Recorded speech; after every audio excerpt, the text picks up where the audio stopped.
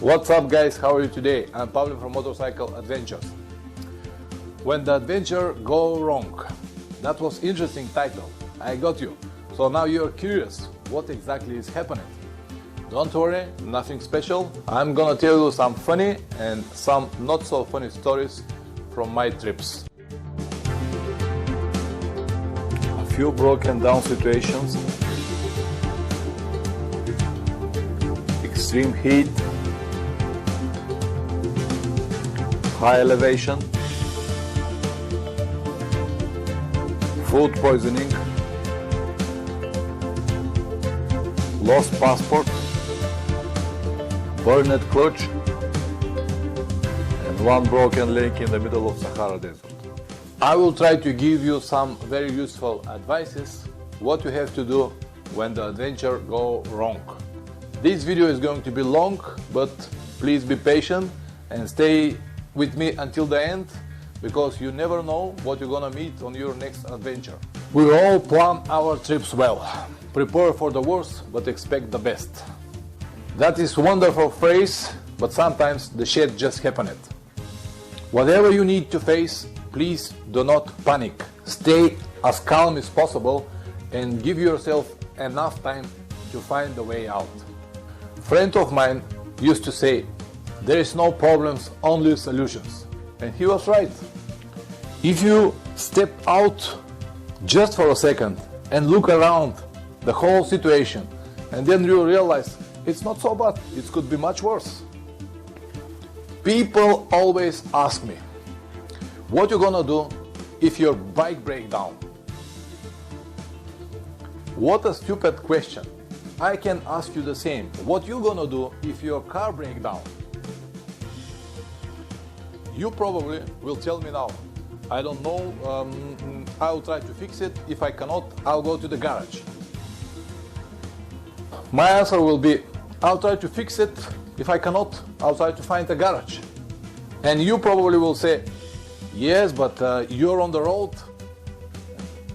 And where are you? On your living room, driving your car on your sofa in front of the television? It's exactly the same. There's no difference. I'll try to fix the bike on the road. If I cannot, I'm looking for help. So it's very simple, no difference. But you will still resist. Yeah, but you're in different country. And what is the difference between different countries? The people are people, the garages are garages, the mechanics are mechanics. There is no difference, my friend. What you have to do is just to try to fix your bike. If you cannot, or looking for help. The people are always happy to help you. It doesn't matter where you come from. What is your nationality? What is your religion? How stupid or how clever you are. Your color skin, your interests. If you're a man who needs help, somebody will help you. So there is nothing to worry about. There is no shame in this situation. When you need help, ask for it and you will receive it. I have so many examples to show you, but the time will be never enough to convince you how good the people are. It doesn't matter what the news will say, it doesn't matter what the newspapers or magazines will say, the nature of the people is good. We're humans and we're all the same. We all desire the same things. We want health, we want food, and so on and so on.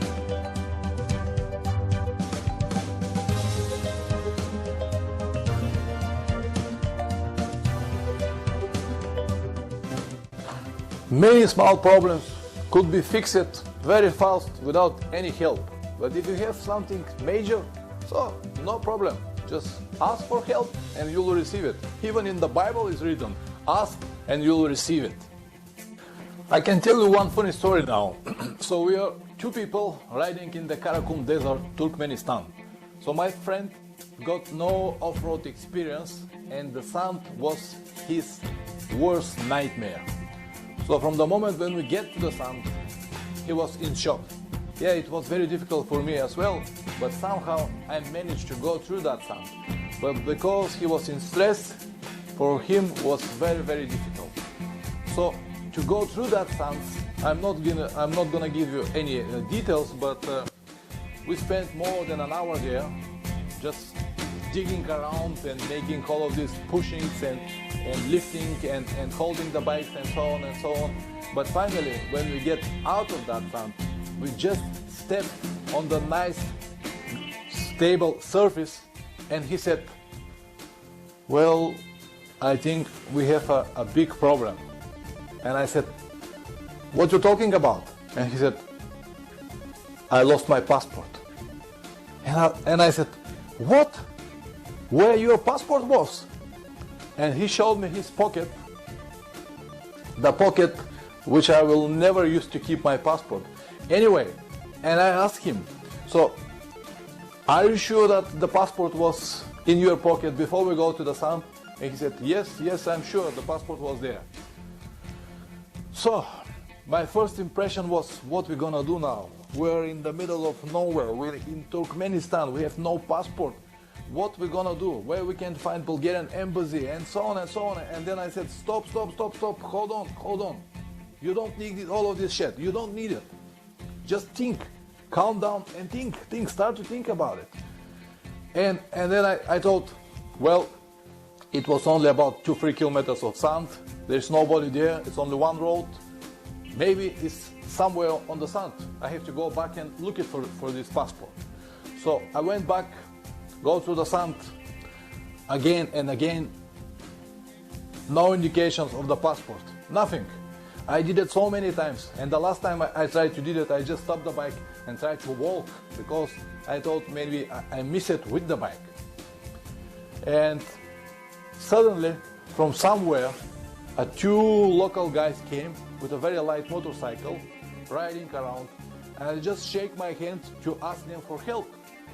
And when they get closer, one of the guys was holding the passport, and he said, "Oh, are you looking for this passport?" I said, "Oh, thank you, God. Yes, I'm looking for this passport."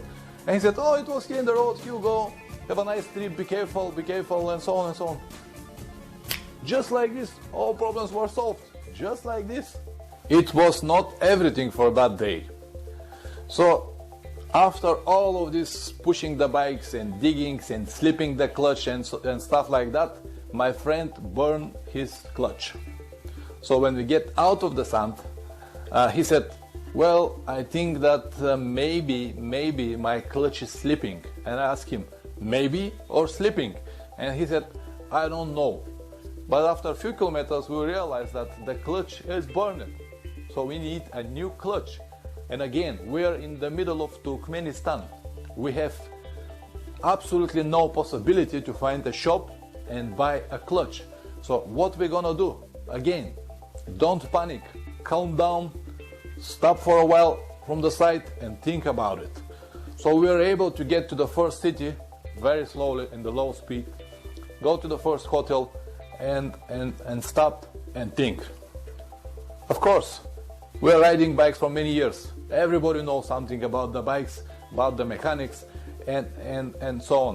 If you don't have any experience, you can call the friends at your home and ask them what I have to do in this situation, and always somebody will help you. So the solution was very simple. We just put some washers under the clutch springs and we solved the problem. And he rode with this clutch more 9,000 kilometers until it's completely breakdown in somewhere in Kazakhstan.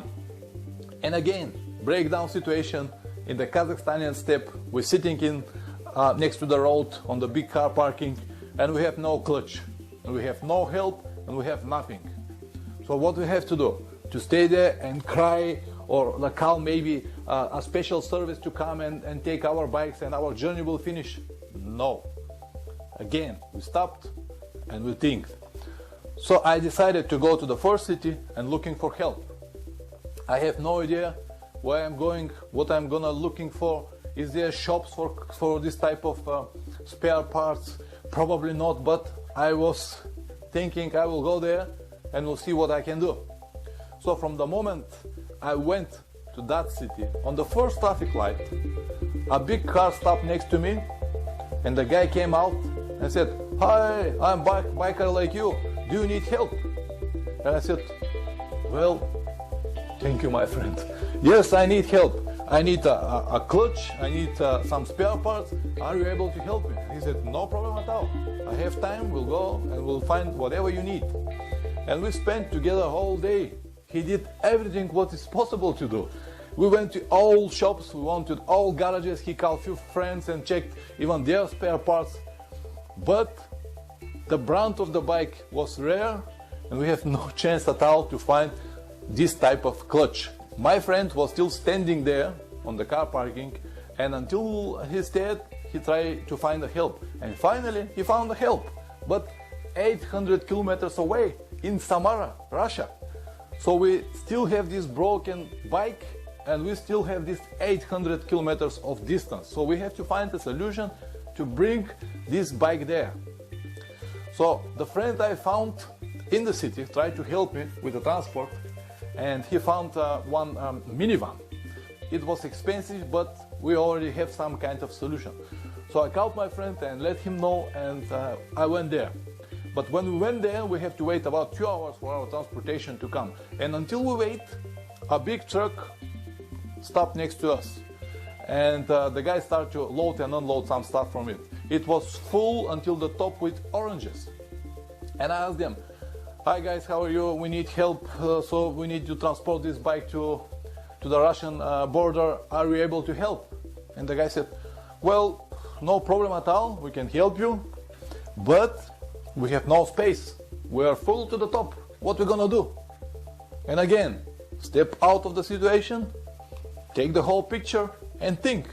So finally, we need to take the bike's front tire, bars and everything, and load it in one of the side boxes of that truck. So my guy jumped into the truck and went to Russian border. I was riding behind, so we were able to bring the bike into the Russia. And once we get to the Russia, we assembled the bike again, and his friends from Samara came and helped us.